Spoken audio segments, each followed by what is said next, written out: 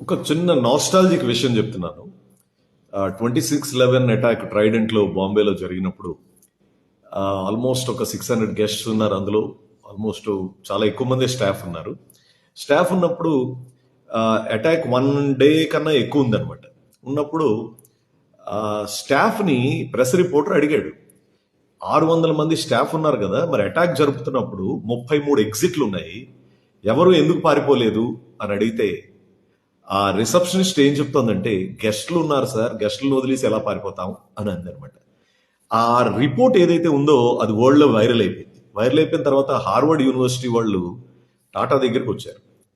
Chairman Tata, Ratan Tata దగ్గరికి వస్తే, ఏమైందండి ఇలాగా, నార్మలీ ఏదైనా జరిగినప్పుడు పారిపోతారు కదా, అందులో పెద్ద ఎగ్జిట్స్ ఉన్నాయి మీ దగ్గర, ఏం జరిగిందంటే, నాకు తెలీదు, యాజ్ ఇట్ ఈస్ గా నాకు తెలీదు అంటాడు ఆయన. ఎందుకంటే ఆయన ఎప్పుడు కూడా దేనికి క్రెడిట్ తీసుకోడు.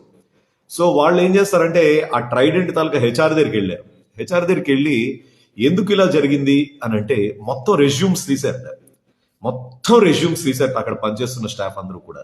అద్భుతమైన విషయం వెలుగులోకి వచ్చింది ఏంటంటే, వాళ్ళందరూ కూడా పల్లెటూర్ల నుంచి వచ్చారట, రూరల్ బ్యాక్గ్రౌండ్ నుంచి వచ్చి ఉద్యోగాలు చేస్తున్నారట. అంటే రూరల్ బ్యాక్గ్రౌండ్ వాళ్ళకి అంత వాల్యూస్ ఉంటాయి అనమాట, అంత వాల్యూస్ ఉంటాయి.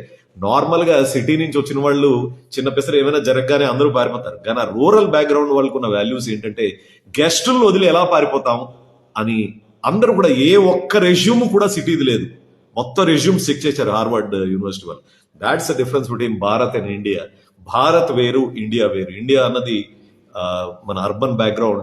I think Bharat is the real Bharat అన్నది జస్ట్ నాస్టాలజీగా మీతో షేర్ చేసుకుంటాను. మీరేమనుకుంటారు? కమెంట్ చేయండి.